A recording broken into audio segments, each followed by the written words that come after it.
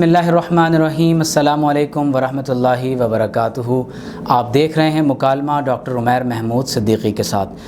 नाज़रीन, हमने last episode में मिर्ज़ा क़ादियानी की उस झूठी पेशन गोई का जिक्र किया जो उसने मोहम्मदी बेगम से अपने आसमानी निकाह के बारे में की थी।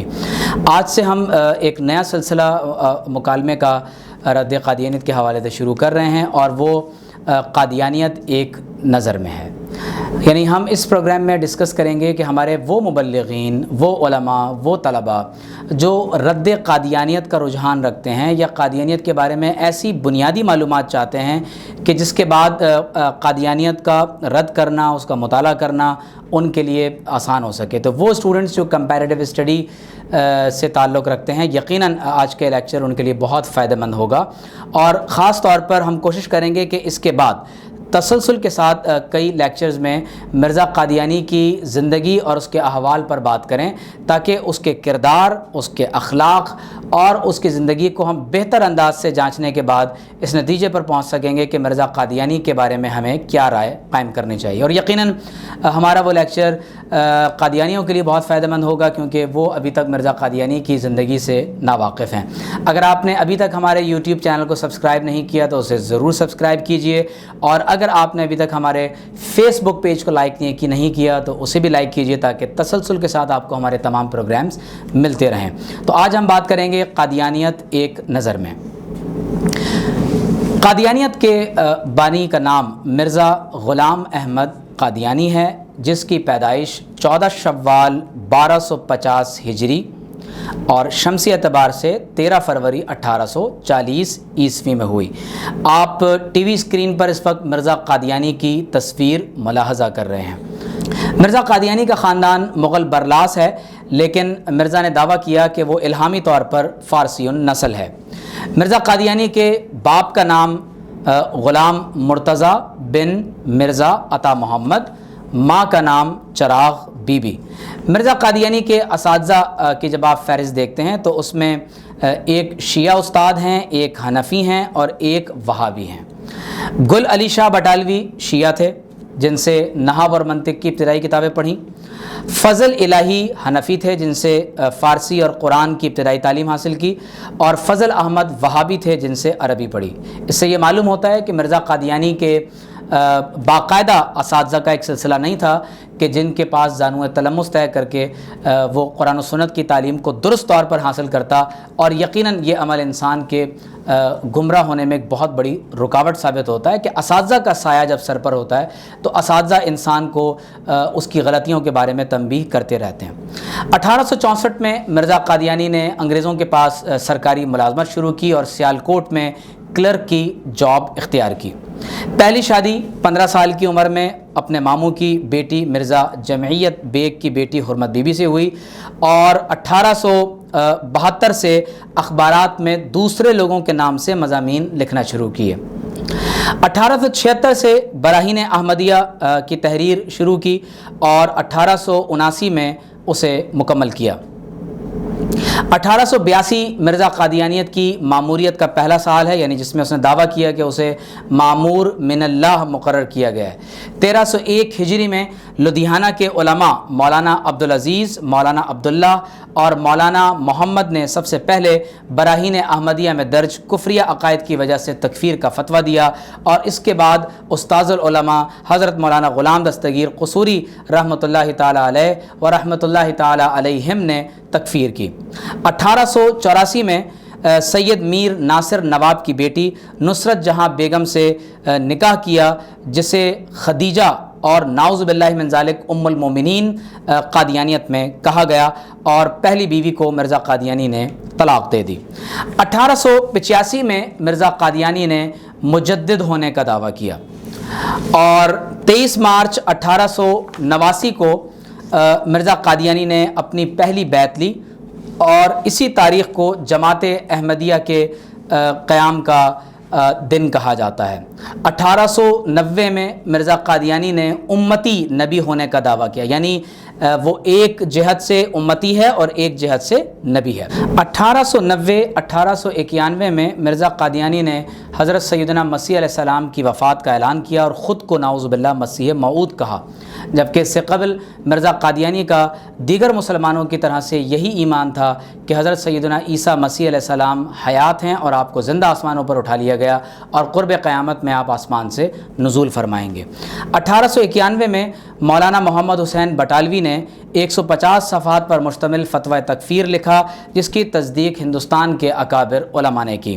سن 1900 میں مرزا قادیانی نے جہاد کے حرام ہونے کا فتویٰ دیا۔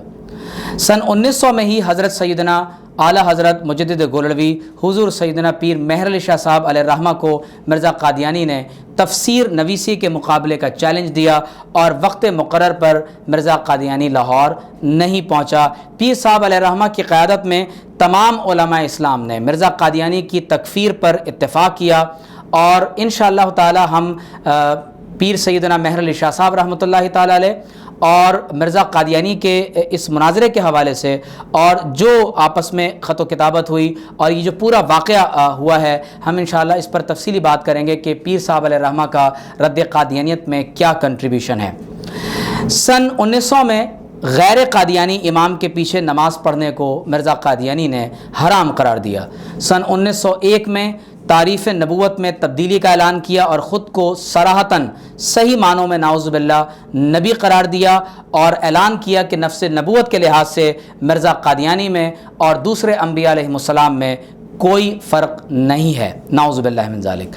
سن 1905 میں بہشتی مقبرے کا قیام عمل میں آیا اور صدر انجمن احمدیہ کی بنیاد ڈالی گئی۔ سن 1907 میں وقف زندگی کی پہلی منظم تحریک کا آغاز کیا۔ سن 1907 میں مرزا قادیانی کی زندگی کا آخری سالانہ جلسہ منعقد کیا گیا۔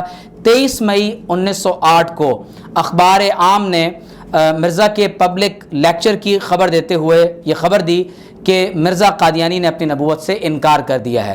مرزا نے جواباً کہا کہ میں خدا کے حکم کے موافق نبی ہوں اور اگر میں اس سے انکار کروں تو میرا گناہ ہوگا، اور جس حالت میں خدا نے میرا نام نبی رکھا ہے تو میں کیوں کر انکار کر سکتا ہوں، میں اس پر قائم ہوں اس وقت تک جو اس دنیا سے گزر جاؤں۔ آخری تقریر میں کہا کہ عیسیٰ کو مرنے دو کہ اس میں اسلام کی حیات ہے، ایسا ہی عیسیٰ موسوی کے بجائے عیسیٰ محمدی کو آنے دو کہ اس میں اسلام کی عظمت ہے، نعوذ باللہ من ذالک۔ مرزا قادیانی کی موت اسہال یعنی دستوں کے مرض میں 26 مئی 1908 کو لاہور میں واقع ہوئی اور لاش کو لاہور سے قادیان لایا گیا۔ مولانا نور الدین کو خلیفہ مقرر کیا گیا اور اسی نے مرزا قادیانی کی نماز جنازہ پڑھائی اور بہشتی مقبرے میں ضلع گورداسپور قادیان میں مرزا قادیانی کو دفن کیا گیا۔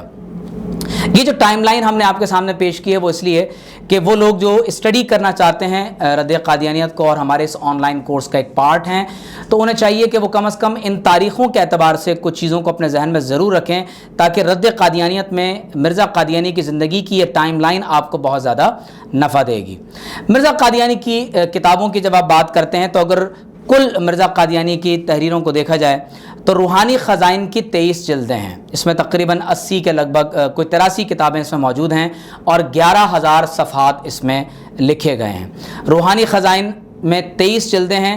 آپ اگر مرزا قادیانی کی کوئی تحریر پڑھنا چاہتے ہوں تو آپ روحانی خزائن کو آپ اٹھا کر دیکھ لیجئے، تمام مجلدات میں کمپیوٹرائزڈ اور نئے ایڈیشنز کے ساتھ پرانی نئی تمام جلدیں روحانی خزائن میں آپ کو آن لائن مل جائیں گی۔ آپ اگر قادیانیوں کی ویب سائٹ کھول کر دیکھیں تو یقیناً آپ کو مرزا قادیانی یا قادیانیت کا تمام لٹریچر وہاں پر آسانی سے اویلیبل آپ کے لیے ہو سکتا ہے۔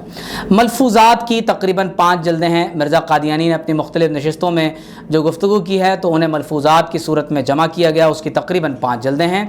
مجموعہ اشتہارات، مرزا قادیانی کی کیونکہ پوری مہم اشتہارات پر مبنی ہے تو ان اشتہارات کے مجموعات کی تقریباً 3 جلدیں ہیں اور ان 3 جلدوں کے اندر آپ کو تقریباً وہ تمام کے تمام اشتہارات مل جاتے ہیں۔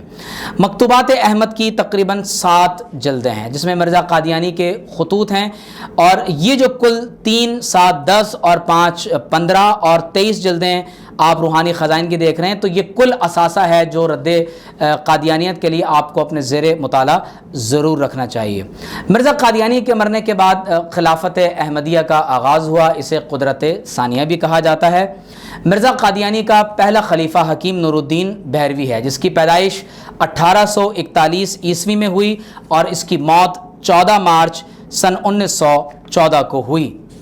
اسی طرح سے مرزا قادیانی کا جو دوسرا خلیفہ ہے وہ مرزا قادیانی کا بیٹا ہے، جسے یہ مسلم موعود کہتے ہیں، مرزا بشیر الدین محمود احمد بن مرزا غلام احمد قادیانی۔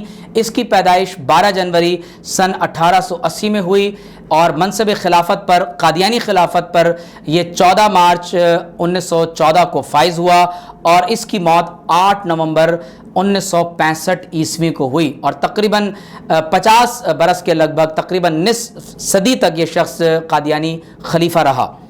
تیسرا خلیفہ حافظ مرزا ناصر احمد بن مرزا بشیر الدین محمود، پیدائش 16 نومبر 1909 اور یہ خلیفہ بنا 8 نومبر 1965 کو، اور اس کی موت 9 جون 1982 میں ہوئی۔ اور جب 1970s میں آپ نے دیکھا کہ پاکستان کے اندر ان کیمرہ بریفنگ ہوئی، قادیانی عقائد پر بحث ہوئی، اور اس کے بعد بالآخر 1973 میں قادیانیوں کو غیر مسلم قرار دیا گیا، تو پارلیمنٹ میں جو قومی اسمبلی میں جو شخص پیش ہوا وہ مرزا ناصر ہی تھا کہ جس نے برملا قادیانی عقائد کا اظہار کیا اور اپنا دفاع نہیں کر سکا۔ اسی وجہ سے پاکستانی قوانین میں قادیانیوں کو غیر مسلم ڈکلیئر کیا گیا۔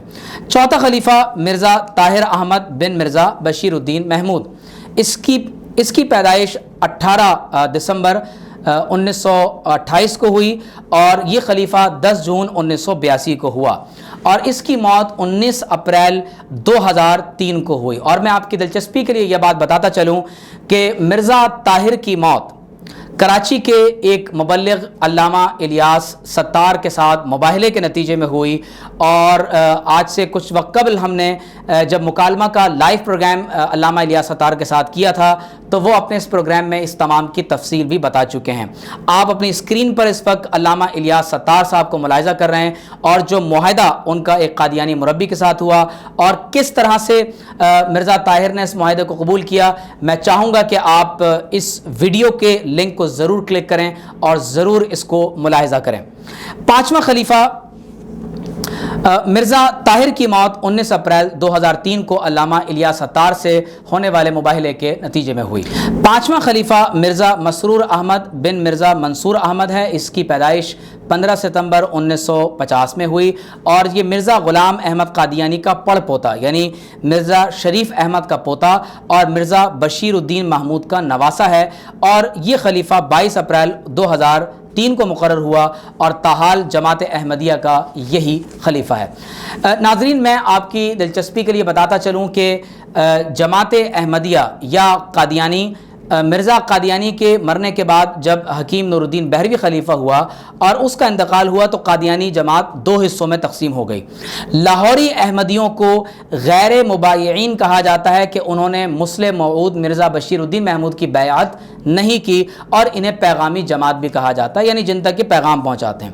خلیفہ اول کے بعد یعنی مولوی حکیم نور الدین بہروی کے بعد مولوی محمد علی، خواجہ کمال الدین اور مولوی صدر الدین نے مرزا بشیر الدین محمود کو خلیفہ ماننے سے انکار کر دیا، اور اس طرح جماعت احمدیہ 2 حصوں میں منقسم ہو گئی۔ ان کے درمیان 4 بنیادی اختلافات ہیں۔ پہلی بات یہ کہ لاہوری جماعت کے نزدیک مرزا غلام احمد قادیانی کی جانشین صدر انجمن احمدیہ ہے، نہ کہ شخصی خلافت، یعنی وہ شخصی خلافت کے قائل نہیں ہے کہ اپنی شخصیت میں مرزا بشیر الدین محمود کو یا مرزا طاہر کو یا مرزا ناصر کو یا کسی شخص کو خلیفہ تسلیم کیا جائے، بلکہ وہ میٹافوریکل سینس میں مانوی طور پر خلافت کے قائل ہیں۔ دوسرا اختلاف یہ ہے کہ لاہوری احمدی مرزا قادیانی کو صرف مجدد، امام مہدی اور مسیح موعود تسلیم کرتے ہیں، مگر منصب نبوت کو تسلیم نہیں کرتے۔ قابل توجہ بات یہ ہے کہ اہل اسلام کے نزدیک اور آئین پاکستان کے مطابق یہ دونوں ہی گروہ کافر ہیں، چاہے لاہوری جماعت مرزا قادیانی کو نبی تسلیم کرے یا نہ کرے، کیونکہ یہ ایسے ہی ہے کہ کوئی شخص یوں کہے کہ ابو جہل کو میں نبی تو نہیں مانتا لیکن وہ امام مہدی تھا، نعوذ باللہ۔ کوئی یوں کہے کہ میں فرعون کو نبی تو نہیں مانتا یا فرعون کو میں خدا تو نہیں مانتا لیکن میں فرعون کو مسیح موعود مانتا ہوں، نعوذ باللہ من ذالک، تو گویا کہ مرزا قادیانی تو کذاب اور دجال ہے۔ کس طرح سے اسے مجدد، امام مہدی یا مسیح موعود کہا جا سکتا ہے؟ اہل اسلام کے نزدیک یہ دونوں کافر ہیں اور ان کو کافر نہ ماننے والا بھی دائرہ اسلام سے خارج ہے۔